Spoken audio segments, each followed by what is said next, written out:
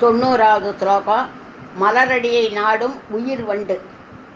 ததா நேதீனேபியஹ ஸ்ரீயமனிச்சமாச்சானுசத்ருஷீ அமந்தம் சௌந்தர்ய பிரகரமகரந்தம் விகிரதி தவாஸ்மின் மந்தார ஸ்தபக சுபகே யாது சரணே நிமஜ்ஜன்மஜ்ஜீவ கரணசரண ஷட்சரணதாம். தன்னை வணங்கிய மாத்திரத்தில் பரம ஏழைகளுக்கும் அவர்கள் விரும்புவதையும் அதற்கு மேலான செல்வத்தையும் வழங்குவது தேவியின் திருவடிகள்.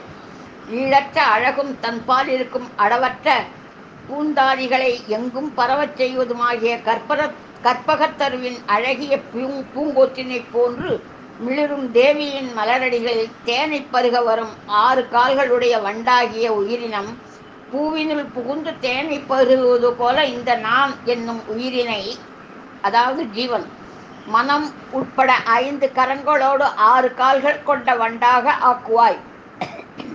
இதனால் கண்களால் தேவியின் தரிசனமும், காதுகளால் அவளின் துதியையும், மூக்கினால் தேவிக்கு பூஜித்த மலர்களின் மணத்தையும், நாவினால் அவளின் நிவேதனங்களின் ரசத்தையும், தவக்கினால், அதாவது சருமம், தேவியின் மலரடிகளின் கீழ் உள்ள புழுதியின் ஸ்பரிசமும் பெற்று வீடு வர வேண்டி பகவத்பாதர் தேவியை பிரார்த்திக்கிறார். தேவியின் மலரடிகளில் நமது மனம் முதலான இந்திரியங்களை லயப்படுத்தி தியானிப்பவர்கள் தலைமுறைக்கும் ஏழ்மையில் இன்று விடுபட்டு அளவற்ற பொருள் பெற்று புகழோடு நீடூழி வாழ்வர்.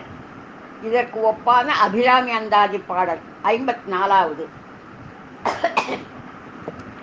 இல்லாமையை சொல்லி ஒருவர் தம்பார் சென்று இழிவுபட்டு நில்லாமை நெஞ்சில் நினைக்குவிரேல் நீத்தம் நீடுதவம் கல்லாமை கற்ற கயவர் தம்பால் ஒரு காலத்திலும் செல்லாமை வைத்த திருப்புரை பாதங்கள் சேர்மின்களே.